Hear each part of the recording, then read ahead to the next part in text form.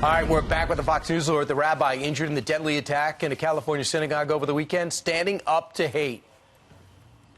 My congregation was gathered outside here, and I said, I got to do something. I got up on a chair right here, and I looked at our congregation, and I said, Am Yisrael Chai. We are a Jewish nation that will stand tall. We will not let anyone or anything take us down. Terrorism like this will not take us down.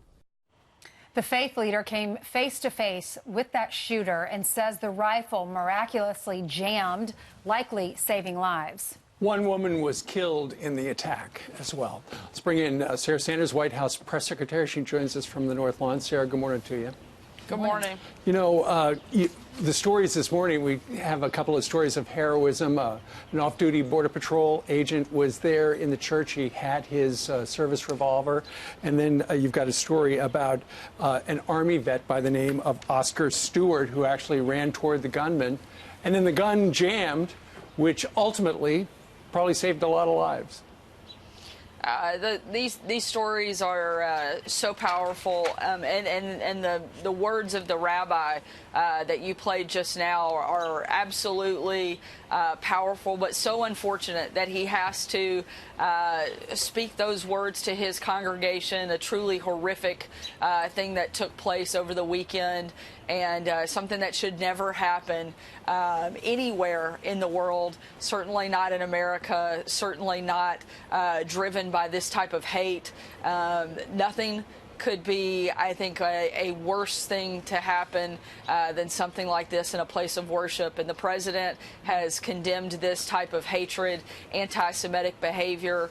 He spoke to the rabbi over the weekend. He also spoke with the governor and the mayor and offered condolences on behalf of the country. And our hearts go out to these people. And again, this should never happen in our country. Sarah, and, your dad, our hearts are broken as we see what's taking place. You're right. You're right. Your dad was a pastor at church, and you know, most of us go to church or worship, you know, go to a synagogue or go to a mosque or go to a church on Sundays or over the weekend. And for the first time in my life, I'm starting to think about that when I'm in church. Am I safe? What is the president? Is there anything that we can do to make sure when people go to their house of worship that they are protected and their kids are protected? Again, I think that, like you said, that's a place that you should feel safe. I'm thankful that when I am there, I'm surrounded by the peace and comfort of our Creator, and I think that is one of the most beautiful things about a church service. But you should never have to feel what those individuals felt in that synagogue over this weekend.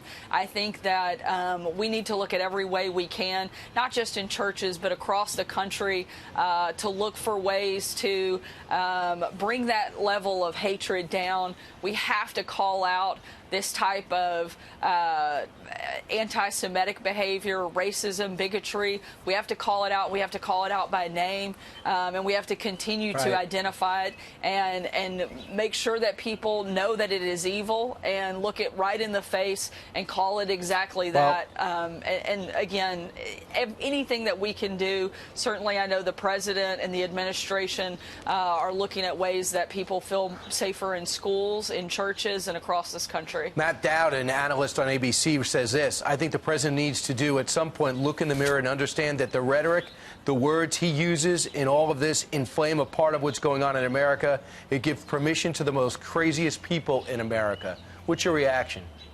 Look, I don't think anything could be further from the truth. We have a president who has a heart for people. That's why he ran and became president, is because he cares about people, he cares about this country, and he wants to see it succeed on every single level. And words like that aren't helpful to this process at all. Looking for how we can actually change people's hearts, I think, matters. The president has condemned not only this act, but all acts of evil and hatred and racism and bigotry, and we will continue to do that. And again, I think that is a outrageous statement and something that is a complete misrepresentation of who the president is and what he's trying to do in his administration. All right. Something the president is trying to do is trying to fix the immigration problem. And Jared Kushner said last Tuesday a detailed plan for a merit-based immigration system will be presented to the president, giving priority to skilled immigrants rather than those with family ties to the United States. Do we have a timetable on this when we're going to find out more about it? We're still working through that process. I expect that to be over the next couple of weeks, that plan will be rolled out. In the meantime, we're still calling on Congress to help us fix some of the immediate things that could be done. The border is completely broken. We're seeing that more and more every single day. There is a true humanitarian crisis at the border that has to be addressed.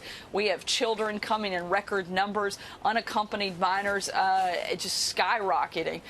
It is inhumane what is taking place, and the fact that Democrats aren't willing to work with the president to help But Tuesday they are. Sarah, that. Tuesday, Nancy Pelosi and Chuck Schumer are coming to see the president. They called for the meeting.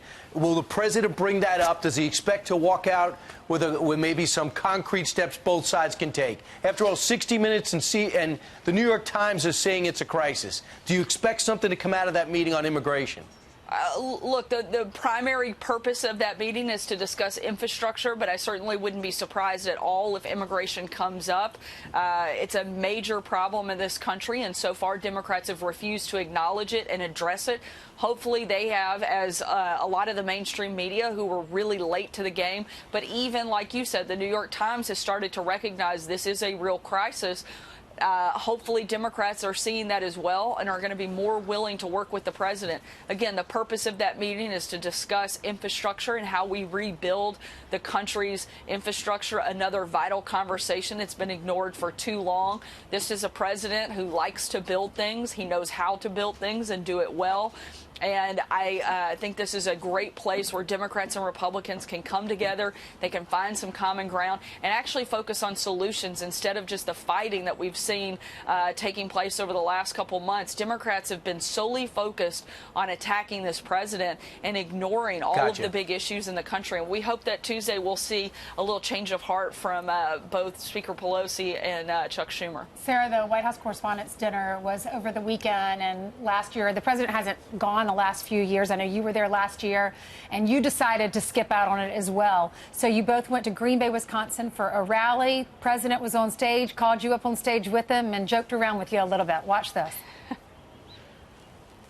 Oh, she doesn't get it. She doesn't get it.